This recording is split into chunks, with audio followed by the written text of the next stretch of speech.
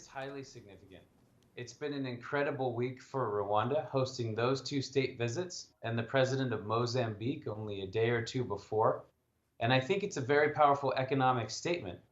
Rwanda has strong economic relationships with each country, but more than that, each of these leaders brought private sector delegations and inked various deals while they were in the country. So I think for President Kagame, who's both the chair of the African Union and also leading an ambitious economic agenda at home, it's been really quite a week. Grant, now we did see about yesterday China signing up to 15 bilateral pacts with the government of Rwanda, but also India came through with about 7 of them and extending a credit line worth $200 million.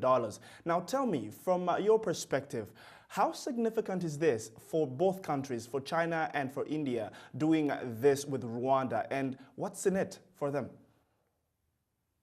I think it is a strong statement because of the ties with Rwanda, but also because of the broader symbolism and economic depth of these visits in terms of India and China's relationships with the continent overall. To put this in perspective, if you go back to the year 2000, China and India were the 8th and 9th largest trade partners of the continent. Now, fast forward to 2015, China is #1 and India is #2. And as you look at these trend lines going forward over time, you see that the economic investment, you see that the cultural exchanges, and you see also that this highest level diplomacy of the head of state visits and inking those deals, as you said, that's really a statement of intent for both China and India, that Africa is a priority and that they're going to continue to invest their time and their resources in strengthening these linkages. You're touching a very interesting point there, but how exactly does China and India's engagement in Africa as an economic powerhouse compare, if you give me that comparison? Sure, that's a great question in terms of comparing the Chinese approach and the Indian approach. And there's really no comparison in terms of the breadth and the depth between China and any other state at the moment. China is making a very long-term play. They're deepening their linkages in terms of infrastructure investment, but also in terms of cultural exchanges, media, and looking at military exchanges and arms sales, relationships across the board. I think that China is sending a strong statement, as I mentioned, of its long-term priorities and how it sees these relationships over time. Because it's not just about the economics, it's about geopolitical influence, it's about having these relationships in the United Nations and other international institutions, and it's about these types of partnerships in terms of how China sees itself in the world.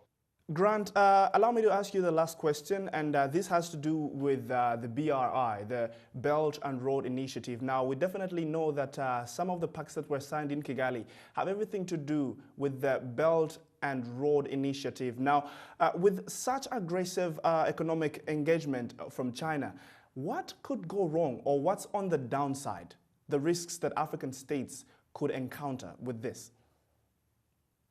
That's a great question because there's no such thing as a free lunch. And though on the one hand, the One Belt, One Road initiative is bringing large amounts of cash, loans for infrastructure projects, and it's really deepening Chinese investment, there is risk, particularly in terms of states taking on too much debt.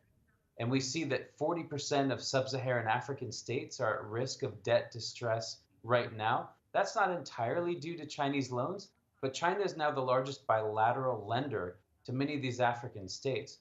And you also see the fact that Chinese loans are less transparent and they come with less of the trappings of social and environmental considerations and other factors that international financial institutions take great care in considering. And so I think the downside risk is that African states won't necessarily get the best bargain and they won't necessarily have the best terms for these loans, and they may be too indebted at the end of the day to really see the economic benefits of these investments.